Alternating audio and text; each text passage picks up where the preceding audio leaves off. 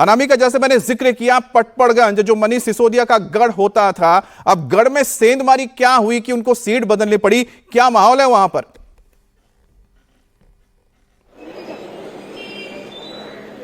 बिल्कुल अमित, पटपड़गंज से मनीष सिसोदिया जब से आम आदमी पार्टी की शुरुआत हुई तब से यहां से लड़ते आए हैं और जीतते भी आए थे, लेकिन जो आखिरी विधानसभा का चुनाव हुआ था वहां पे कड़ी टक्कर दी थी मनीष सिसोदिया को। बीजेपी के कैंडिडेट रवि नेगी ने 3000 कुछ वोटों से मनीष सिसोदिया जीते थे और इस बार आम आदमी पार्टी ने पहली बार अपना कैंडिडेट बदला है, शिक्षक चेहरा उतारा है अवध ओझा।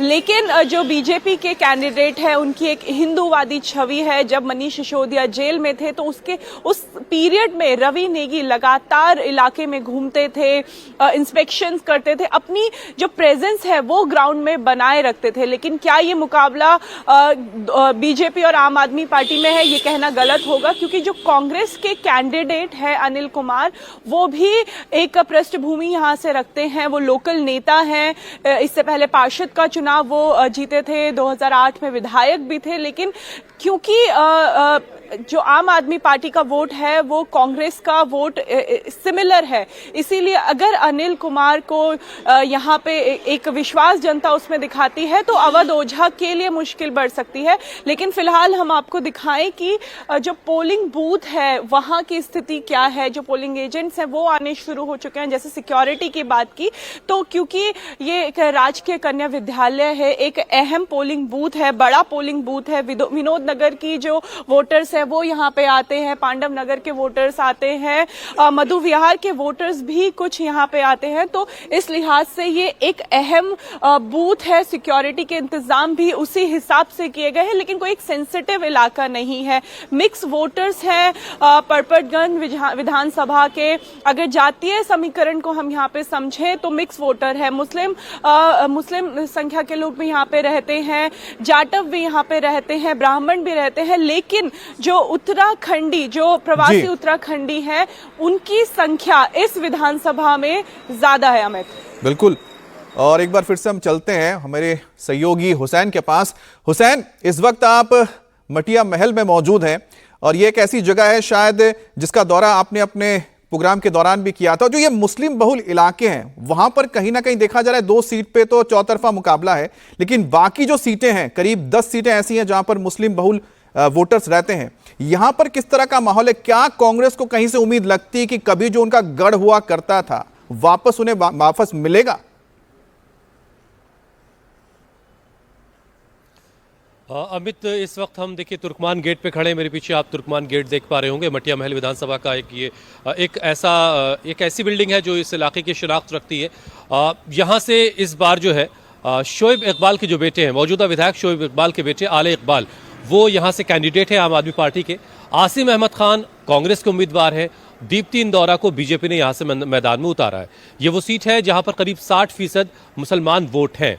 अब मुस्लिम बाहुल सीट की आप जो बात कर रहे हैं उस एतबार से यहाँ पर अगर देखें, और जितनी भी मुस्लिम बाहुल सीटें हैं, आप मुस्तफ़ाबाद ले लीजिए, आप सीलमपुर ले लीजिए, आप ओखला ले लीजिए, आप मटिया महल की बात करें, आप बल्ली मारान की बात करें, आप चांदनी चौक की बात करें, ये वो तमाम सीटें जहाँ मुसलमानों के वोट डिसाइसिव होते हैं।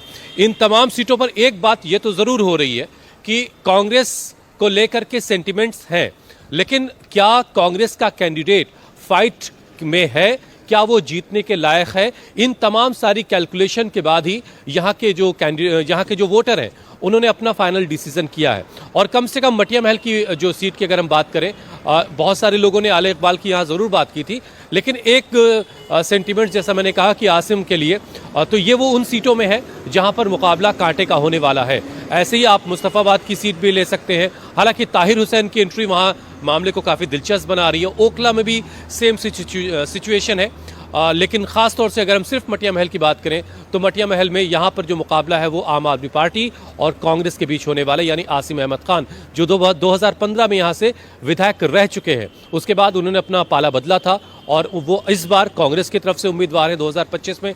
अच्छा अमित, इसमें एक और दिलचस्प चीज़ ये है कि 2015 से लेकर 2025 आते आते सिचुएशन बहुत बदल चुकी है। एक नेचुरल एंटी इनकम्बेंसी आम आदमी पार्टी के खिलाफ है, इससे कोई इनकार नहीं किया जा सकता। लेकिन सवाल यह है कि लोग ऑप्शन की तलाश कर रहे हैं, खास तौर से वो तमाम इलाके जो मुस्लिम बाहुल इलाके हैं, उन इलाकों में लोग ऑप्शन देख रहे हैं कि उनके पास क्या बेटर ऑप्शन हो सकता है। क्या कांग्रेस का उम्मीदवार इस हालत में है कि वो सीट को जीत सकता है, क्या वो जीत करके विधानसभा जा सकता है। इन तमाम सारी बिनाओं पर ही जो है जो मतदाता है वो अपना आखिरी फैसला ले चुका है, और बस अब से कुछ देर के बाद, जैसे कि आप बता ही रहे कि कुछ देर के बाद जो है वो वोटिंग की शुरुआत हो जाएगी।